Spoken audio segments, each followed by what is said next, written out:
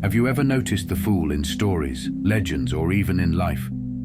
The unpredictable, unconventional figure who somehow always seems to capture our attention. At first glance, the fool appears naive, chaotic, and perhaps even reckless. But what if the fool isn't just a symbol of folly?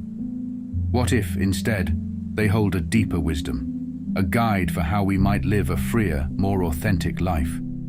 Today we'll explore the timeless archetype of the fool, its role in mythology, psychology, and how embracing our inner fool might lead us to a life of transformation and meaning. The fool is one of humanity's oldest and most enduring archetypes. Across cultures and history, they've appeared in countless forms: the court jester, the wandering vagabond, the playful child, or the wise madman. They defy norms and reject rigid conformity. The fool is the part of us that questions the status quo, that dares to leap into the unknown without hesitation. In Jungian psychology, the fool represents spontaneity, curiosity, and the courage to embrace vulnerability. They are the part of our psyche that refuses to be boxed in by societal expectations or our own fears. Unlike the structures and rules imposed by modern life, the fool is free, open to life's infinite possibilities.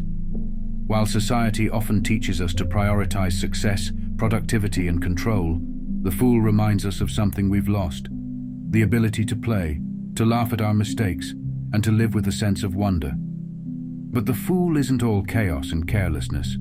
They exist in delicate balance with another archetype, the sage.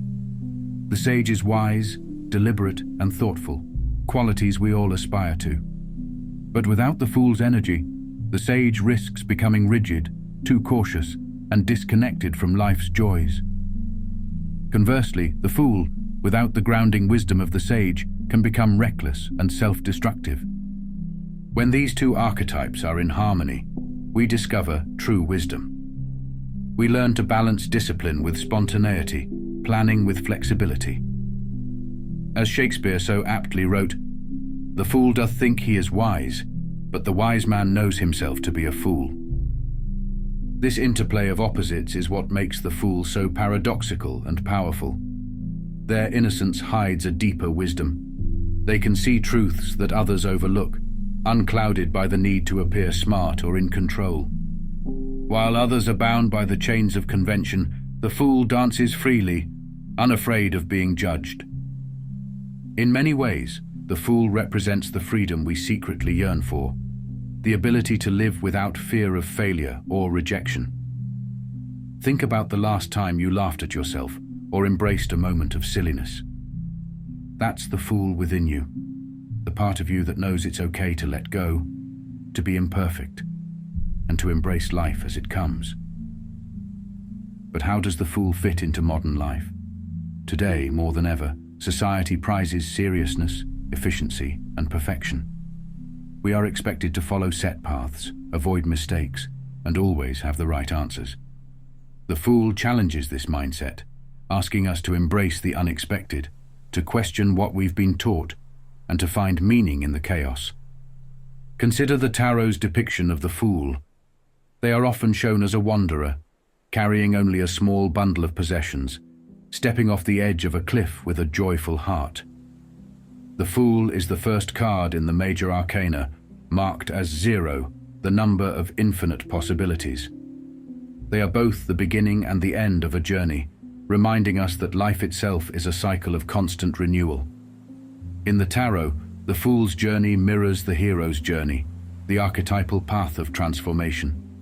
But unlike the traditional hero, the Fool doesn't take the journey out of duty or ambition. Instead, they embark with curiosity, joy, and trust.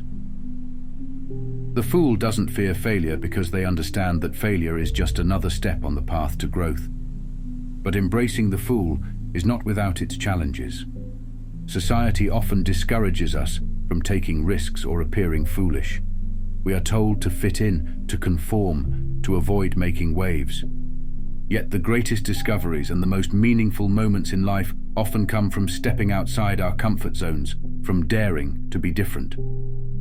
Think of figures like Socrates, who called himself a fool, because he knew the limits of his own knowledge. Or Vincent van Gogh, who endured years of rejection before his work was recognized as revolutionary. These individuals were not afraid to take risks, to be misunderstood, or even ridiculed. In doing so, they left legacies that continue to inspire. The fool also has a unique role as a truth-teller. In medieval courts, jesters were often the only ones allowed to criticize the king. Through humor and wit, they could reveal uncomfortable truths that others were too afraid to speak. Even today, comedians and satirists carry on this tradition, using laughter to challenge societal norms and expose hidden hypocrisies. This ability to speak truth to power is what makes the fool so necessary.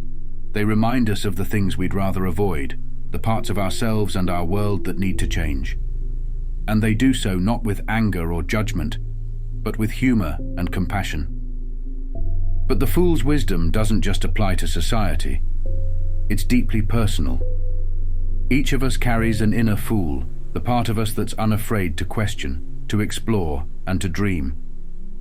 Yet, too often, we suppress this part of ourselves out of fear. Fear of being judged, fear of failing, or fear of the unknown. To embrace the fool within is to embrace life itself.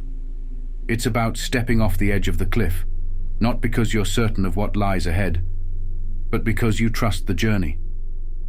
It's about laughing at your mistakes, finding joy in the unexpected, and staying open to life's infinite possibilities. So how do we cultivate the fool in our own lives? It begins with letting go of the need for control. Life is unpredictable, and that's okay. Instead of resisting uncertainty, we can learn to dance with it. We can approach challenges with curiosity instead of fear, and see failures not as endings, but as opportunities for growth. The fool also teaches us the importance of play. In a world that often takes itself too seriously, playfulness is a radical act. It reconnects us to our true selves and reminds us that life is meant to be enjoyed, not just endured. Finally, the fool asks us to embrace vulnerability, to be willing to make mistakes, to ask questions, to look silly, and to not have all the answers.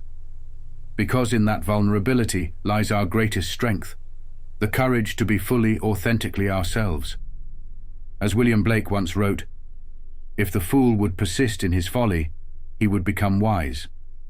By embracing the fool, we discover a deeper wisdom, a wisdom that comes not from knowing, but from being, a wisdom rooted in openness, curiosity, and the courage to live fully. So the next time you feel the urge to hold back, to stay safe, or to fit in, ask yourself, what would the fool do? And maybe, just maybe, you'll find that the path of the fool is the path to your truest self. Thank you for joining us on this journey into the world of the fool. If this video resonated with you, please like, subscribe, and share it with others who might find value in exploring this timeless wisdom. Embrace the fool within you and see where their wisdom might lead.